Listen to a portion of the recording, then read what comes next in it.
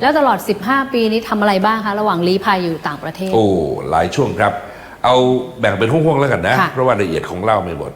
เอาว่าช่วงหนึ่งเป็นช่วงที่มีความมุ่งมั่นที่อยากจะสร้างกิจกรรมที่มาต่อสู้ในประเทศไทยช่วยคนที่ยังอยู่ในประเทศไทยนะครับก็หลายปีช่วงนั้นช่วงที่สองเป็นช่วงที่รู้แล้วว่าเราคงจะไปไม่ได้ไกลมากนะครับในแง่การต่อสู้คือมันมีลิมิตอยู่มันมีเพดาน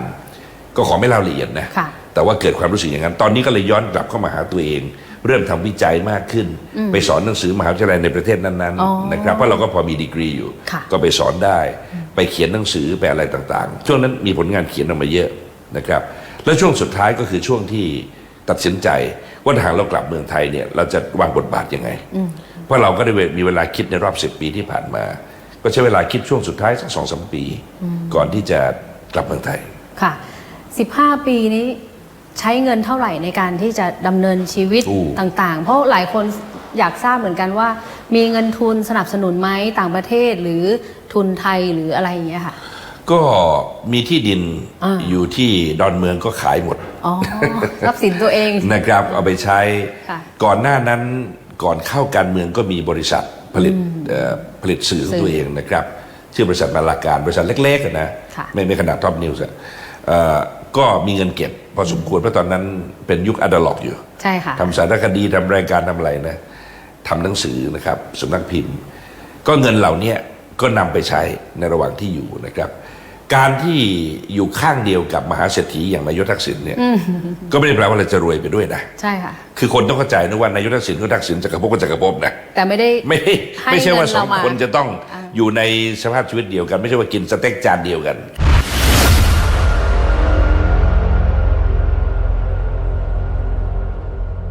แต่ว่าแน่นอนถ้าหากว่ามีอะไรที่ลำบากจริงๆผมก็เคยไปปรึกษาท่านก็เคยให้ความช่วยเหลือเป็นครั้งคราวมีครับมีแต่ว่าไม่ได้เยอะมากขนาดที่ว่าจะยังชีพได้มา15 ปีหรอก15 ปีก็คือเราช่วยเหลือตัวเองแต่ผมไม่คิดว่าเป็นเรื่องที่ไม่แฟร์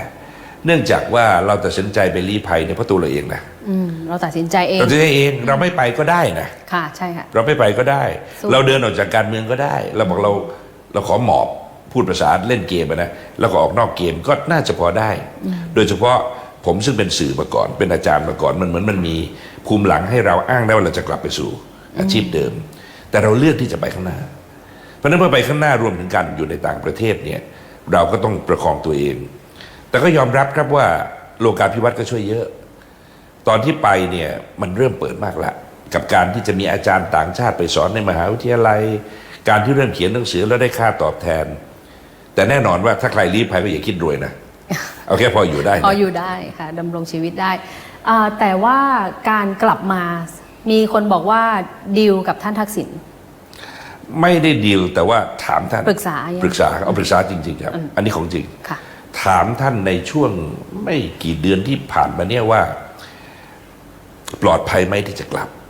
เนื่องจากว่ามันมีข่าวเรื่องการทำร้ายเรื่องการสั่งฆ่าเรื่องการอะไรเนี่ยเป็นระยะเรื่อยมาครับขอไม่ลงรายละเอียดเนาะแต่ว่าในห่วงสุดท้ายเนี่ยเรามองเข้ามาที่เหตุการณ์ต่างๆแล้วมีความรู้สึกว่าหลายอย่างมันปรับเปลี่ยนไปนะครับผมพูดเรื่องนี้กำกวมตลอดเพราะว่ามันลงรายละเอียดไม่ได้แต่อยากจะพูดให้ชัดอีกนิดที่นี่กันละกันว่าความเปลี่ยนไปที่ว่านี่ก็หมายความว่าตัวบุคคลที่เคยตั้งเกณฑ์เพราะว่าคนนี้คือศัตรูต้องกำจัดต้องกวาดล้างเนี่ยก็เย็นลงเกิดความรู้สึกว่าลองฟังดูก่อนว่าจริงๆแล้วเขาคิดยังไงแล้วต่อไปจะทำยังไงแล้วในบางกรณีเหตุการณ์ส่วนตัวที่เกิดขึ้นกับชีวิตบางชีวิตของบุคคลระดับผู้นำก็ทำให้ผู้นำนั้นเนี่ยดูเหมือนจะได้คิดว่าชีวิตของเราเนี่ยขอโทษนะผมเป็นพุทธนะขออนุญาตอ้างหลักพุทธว่าอยู่ภายใต้กฎเกณฑ์ของธรรมะก็คือเกิดมาตั้งอยู่ดับไปเพราะนั้นเมื่อเข้าใจตรงนี้พระไตรลักษณ์ดีเนี่ยก็เริ่มทำให้หลายอย่างมันลดความแหลมลงมันเริ่มลดลงตรงนี้ครับที่มันมีผลกระทบต่อบรรยากาศที่ดีขึ้นแต่มันยังดีขึ้นไม่ถึงขนาดที่เราจะมีความสุขนะแต่มันดีขึ้นพอที่เราจะบอกว่าอ้าวถ้าเราคิดที่จะแสดงความบริสุทธิ์ใจโอกาสที่เปิดตอนนี้เอาเลยมีผมเคยเปรียบเทียบว่าหน้าต่างเปิดแค่นี้ผมก็เข้ามาเลยซึ่งเข้ามาก็หมายความว่า เราก็ต้องรับความเสี่ยงที่เกิดขึ้นนะครับขณะเดียวกันคนที่พอใจก็มีคนไม่พอใจก็มี เราก็ต้องยอมรับสภาพตรงนั้นนี่คือการกลับมาค่ะก่อนตัดสินใจกลับมานี่มีความมั่นใจแล้วใช่ไหมคะว่าปลอดภัยอันเบื้องต้นเนี่ยต้องปลอดภัยแน่นอนก็อันดับแรกเนี่ยมันต้องมีใครสักคนที่เราเชื่อใจบอกว่าดีขึ้นละสถานการณ์ดีเพราะของพันนี้มันไม่รู้จะไปถามใครใช่ไหมก็ต้องถามคนที่เราใกล้ชิดที่สุดและคนที่เรารู้สึกว่าน่าจะได้ข้อมูลสูงสุดนะซึ่งสำหรับผมก็คืออดีตนายกทักษิณนะครับผมก็ถามท่านก็ตอบสั้นๆเลยท่านบอกว่าดีขึ้นละผมก็ไม่ได้บอกว่าถ้าได้ซ้ำนะผมจะกลับหรือไม่กลับบอกพอรู้ว่าดีขึ้นผมก็วางแผนการกลับปรึกษาพรรคพวกที่รักกันพี่น้องครอบครัวว่าถ้าจะกลับมาเนี่ยโดยมีความเสี่ยงอย่างเนี้ยทุกคนเห็นเป็นยังไงทุกคนก็มีความเห็นว่าถ้าความเสี่ยงอยู่ในระดับที่บริหารจัดการได้อยากให้กลับเพราะคิดว่าจะมาทำประโยชน์ได้เยอะกว่าอยู่ในต่างประเทศนี่คือหลักการที่ทำให้กลับความเสี่ยงที่พูดถึงคือเรื่องคดีที่ค้างอยู่2 คดีถูกไหมคะหรือยังมีความเสี่ยงที่เกี่ยวกับอันตรายต่อส่วนตัวด้วยเพราะที่ผ่านมาเนี่ยเราต้องยอมรับกันว่าความขัดแย้งทางการเมืองเนี่ยมันนำมาสู่อารมณ์ที่รุนแรงระหว่างกันนะครับอาจจะไม่แรงขนาดในโซเชียลเน็ตเวิร์กปัจจุบันแต่ก็มีความโกรธตกตะกอนอยู่ในใจนะมีความรู้สึกว่าไม่เหมือนกันผมเข้าใจนะถ้าคนคนหนึ่งรู้สึกว่าสิ่งหนึ่งมีความสำคัญและคนหนึ่งมาวิจารณ์คนนี้ก็ต้องโกรธนะไอ้ความโกรธตรงนี้ถ้าไม่มีเวลาจะอธิบายกันมันก็เป็นอันตรายได้แต่ถ้าหากมีเวลาจะอธิบายกันผมเชื่อว่าเราตกลงกันได้ค่ะมีความโกรธมีแค้นใครเป็นพิเศษส่วนตัวไหมคะไม่มีนี่คือความแปลกใจเมื่อยังดีใจกับตัวเองคือโกรธมีแต่เกลียดไม่มีแค้นไม่มีเลยไม่รู้สึกอย่างนั้นเลยผมรู้สึกว่าทุกคนเป็นเพื่อนร่วมทุกข์นะแม้กระทั่งคนที่มีความเห็นต่างมากๆเนี่ยเขาก็มีชีวิตของเขาที่เขาต้องโลดแล่นไปมีใครที่อยากเป็นศัตรูกับใครยกเว้นว่ามันอยู่ในสถานการณ์ที่มันเลือกไม่ได้ใช่ไหมแล้วอาจจะบอกว่าก็ต้องเป็นแล้วคนบางคนก็เป็นคนจริงคือเมื่อเป็นแล้วก็เป็นเต็มที่ใช่ไหมซึ่งพอเต็มที่ป้าบางทีก็ถอยไม่ได้นะหลายปีผ่านไปก็เลยค้างอยู่ตรงนั้นถอยลำบากอะไรเงี้ยปัจจัยที่ตัดสินใจกลับมาเพราะว่าเพื่อไทยเป็นรัฐบาลด้วยหรือเปล่าคะด้วยครับด้วยเนื่องจากว่าเพื่อไทยเป็นแกนนำในการจัดตั้งรัฐบาลเนี่ยก็ทำให้เรา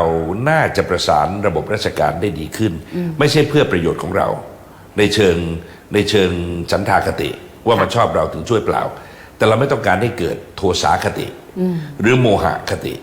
ก็คือว่าลำเอียงในทางแกล้งเรานะพูดง่ายๆว่าไม่ต้องการให้ช่วย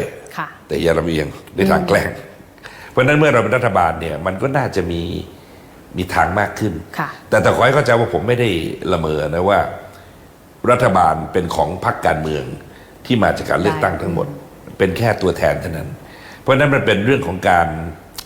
อะไรกลับมาในบรรยากาศซึ่งเราน่าจะเจอคนที่พร้อมจะฟังคำอธิบายของเราแบบเป็นกลางได้มากขึ้นพูดอย่างนั้นก็แล้วกันไม่ได้แปลว่าจะกลับมาเพราะมีพวกเรามั่นใจในกระบวนการยุติธรรมมากขึ้นกว่าเดิมเยอะกว่าเมื่อ10 กว่าปีที่แล้วผมมั่นใจขึ้นทั้งที่ความจริงทุกวันนี้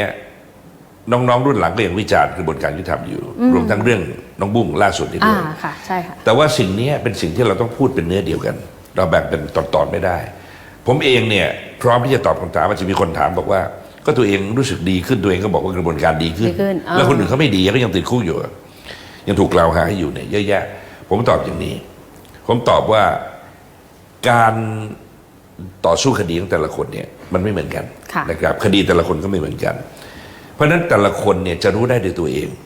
ว่ากระบวนการมันเริ่มเปิดมากขึ้นหรือยังนะครับแต่ขณะเดียวกันเนี่ยไอ้คำว่าเปิดเนี่ยมันก็มีการเปิดที่ไม่เสมอกันทุกเรื่องบางเรื่องก็เปิดบ้างบางเรื่องก็ยังไม่ได้นะเพราะฉะนั้นตรงนี้ก็ต้องดูว่ามันมีความแตกต่างกันหรือไม่แต่ถ้าหากคนที่ไปอยู่ตรงที่จะบอกว่าไม่ได้แล้วอยากจะลองดูตรงนั้นก็ต้องรับผลที่เกิดขึ้นในตอนนี้นี่คือสิ่งที่ผมคิดว่ามันเป็นไปตามคันลองนี่เป็นเสียงที่คุณจักรภพได้อธิบายถึงที่มาที่ไปการตัดสินใจสาเหตุต่างๆที่ออกไปนะคะและแน่นอนไม่ใช่อย่างสุภาษิตจีนที่ว่าแค้น10 ปียังไม่สายไม่ใช่แน่นอนเพราะว่าคุณจักรภพบอกว่าไม่มีคู่แค้นไม่รู้สึกเลยแปลกมากเลยแต่ว่าโกรธมีนิดหน่อยว่าทำไมทำมันอย่างนี้ทำไมไม่ถามอะไรอย่างเงี้ยแต่ว่าเกลียดกับแค้นมันไม่มีอยากจะมีชีวิตที่สงบและทำประโยชน์ได้ ค่ะ ซึ่งถ้าเราโกรธหรือแค้นถ้าเราเกลียดหรือแค้นเนี่ยมันทำประโยชน์ไม่ได้ค่ะเอาละค่ะช่วงหน้ามาพูดคุยกันต่อตามที่คุณจักรภพประกาศไว้ว่าอยากจะกลับประเทศไทยเพื่อรับใช้บ้านเมืองนะว่าจะรับใช้ในส่วนไหนบ้างช่วงหน้าค่ะมาร่วมสนับสนุนท็อปนิวส์นำเสนอความจริงได้แล้ววันนี้เพียงกดปุ่ม Super Thanks แล้วเลือกจำนวนเงินตามที่ต้องการได้เลยครับขอบคุณครับ